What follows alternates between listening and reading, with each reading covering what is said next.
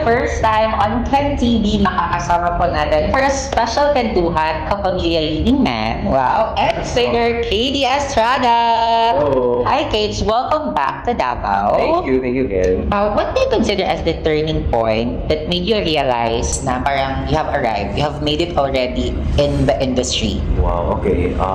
Siguro, nung walang aray kami, musical. Kasi, for me, personally, yan talaga yung pinaka-challenging na role ko, na ginawa ko.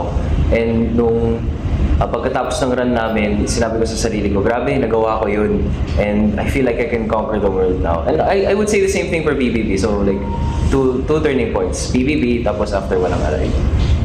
So, that's TV and then musical. Yes. As an artist, whether it be acting or as a singer, what's your approach on the creative process? I mean, how involved are you in the characters that you pick, the songs that you make, the songs that you perform? Well, so far, sa lahat po ng roles na naganap ko, lahat po ng director na naka-work ko, sobrang lenient nila on the actor's take on the character. So, for example, sa Bola Bola ay yung first teleserye ko after BBB, sobrang close ako sa character na yun kasi it's really, yung characterization niya, it's really me. It's a musician, very quiet din siya, very timid, but he has a heart. And then, sa mga ibang roles, I would ask the directors din na, Direk, okay lang if I do this, or Direk, if it's okay if that I do this instead of this. And pumapayag naman sila. And I'm very thankful to the directors that I've worked with. They really helped me grow. Sa pag-create po ng songs, I worked with Star Music and si Sir Rox. He's one of the Star Music's producers. And super hands-on siya pag-produce ng mga music, and he really listens to what the artist wants. And I think that's one of the things that an artist wants in a producer when it comes to their music. They really want to collaboration. Ay, gusto talaga nila collaboration, yes, rather than being told, Katie, gawin mo to, or Katie, what do you feel like doing here? Yan yung dapat. Which is, I think the good thing now, kasi I mean, you have your say already. I mean, you have your inputs already. So hindi na lang siya like receive the song, aralin, and then perform it your way. At least now may give and take na. Yes, it's a give and take. That's what I love about today's generation. It's collaborative. Ano naman yung siguro help na nakakontribute or your partnership with Alexa in terms of your growth as an artist? In terms of growth, well, the difference kasi, grabe din kasi yung difference namin ni Alexa pagdating sa experience. She's been in this industry for 20 years. Yes. Ako, parang at the time, mga 2 years pa lang ako nasa industry. So, I was like a baby. So, she would really guide me. But hindi yung sobrang spoon feed. Yan yung gusto ko sa kanya. Like, she would ask me, hey Katie, I think you can try something, try this instead of this. Ganon din, collaborative din siya. Sobrang collaborative ni Alexa sa akin. And that really helped me help my growth as an actor. And of course din sa personal lives namin. We're very communicative, and we're always compromising to one another. Kunwari, bawal siya this day. Okay, maybe we can see each other on this day, then we can hang out, ganyan. That's so cute ha, kasi may ganong collaboration din on your end. I mean, not just the type of a love team na like puro kilig lang. I mean, you are helping each other also. Yeah, communication is always key when it comes to partnerships, whether it be professional partnerships or personal relationships. You've been doing musical and then acting on TV. Yes. What do you consider as the most challenging one? Yun mong pag-perform on theater or on TV? Ay, sa akin theater. Kasi malaki talaga yung movements mo. And yan yung talagang isa kong challenges when I started theater. Yung voice ko. Kasi when I speak, I'm very quiet. And it's quite low. So our director, si Ian Segarra, would always tell me to enunciate, speak with your diaphragm rather than your throat, so that you can throw your voice more. Yeah, yan yung pinaka-challenging part. And yeah, yung pag-memorize din ng lines, I have trouble with that. But you push through it eh. Kung gusto mo talaga, gagawin mo. And if you're happy with your workmates, or I mean the environment that you're working. Work environment is also a very big factor din if you're loving your job or not. But syempre, kahit sabihin mo pangit yung work environment mo, kung mahal mo talaga yung trabaho mo, gagawin. Your dream role na gusto mong i-portray on TV? Dream role? Well, nag-dramatic teleserye na rin ako recently, but I think feeling ko kaya ko pa i-push na mas dramatic pa. Like kunwari Joseph Marcos role in the Mas Wild heavy Now. pa. Yeah, mas heavy pa. Kaya pa mas heavy. Kasi heavy na yung ginawa ko, pero I think kaya pa na i-heavy pa. But do you see yourself doing contributor roles also, or yung mga action na mga scenes? Actions, actually I've done action scenes na. Masaya naman, pero kontrabida, depende yun sa management. It's what they see in you. But I'm really open to doing kontrabida roles. So you've been to the industry for quite a while already. What's the greatest lesson you learned so far? Patience. Patience. Yan talaga yung natutunan ko sa industry na to. Be patient and your time will come. You put in the work, as long as you're consistent, you remain patient, your time will come.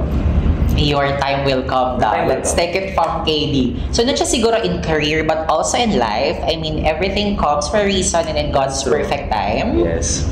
Okay, so you are very, in fairness, a personal observation, KD and Alexa both, or either individually, very approachable and really extends an effort to communicate or say hi, take photos sa mga fans. So how important naman, or how helpful na may ganong openness to the fans, even though off-cam siya? Naiintindihan ko din yung mga artistang ganyan na, pwede bang mamaya na or kasi personal time namin. Pero sa akin naman, blessing siya na nakikilala ako. Yes. Kasi yan talaga yung namin, yan talaga yung job namin. Kailangan talaga na kilala kami.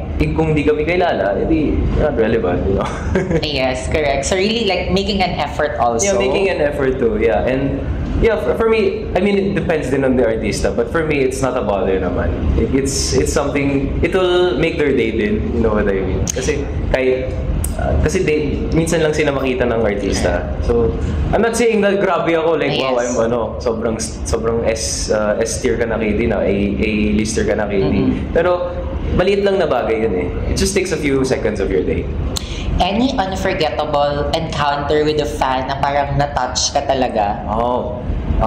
Paglabas ko ng PBB, parang lola, lumapit siya sa akin. Tapos sabi niya, ay, nakikita ko yung anak ko sa'yo. Like, yeah, I see my son in you or ganyan. It really touches my heart kasi yung lola ko recently nag-pass away. And parang nakikita ko din yung lola ko sa mga lumalapit sa akin na matatanda. And I mean, very unusual in a way for a lola na makakilala ng bagets na artist, right? I-relate pa nila sa apo nila or sa anak nila. Yeah, that touches my heart, like for some reason. It's really, because I had a really close relationship with my lola, so yeah. Alright, now your message to all of them na sumuporta, pumunta, and nag-effort to watch your show here in Davao. I just want to say thank you so much sa mga taong nag-invite sa akin. And of course, sa mga fans namin and mga supporters namin. Thank you so much for coming. And I hope you had a great time seeing me, watching me perform. And of course, I had a great time being with you guys. Thank you so much for inviting me. Sana maulit-ulit. It is my 4th time in Davao. Sana mag-5th. Yeah. Now, your latest movie, pa-segue lang. Yes. Medyo may pa-show na ng sexy side of you. May pa-biceps na dun sa movie. So can we expect more of that in the future projects?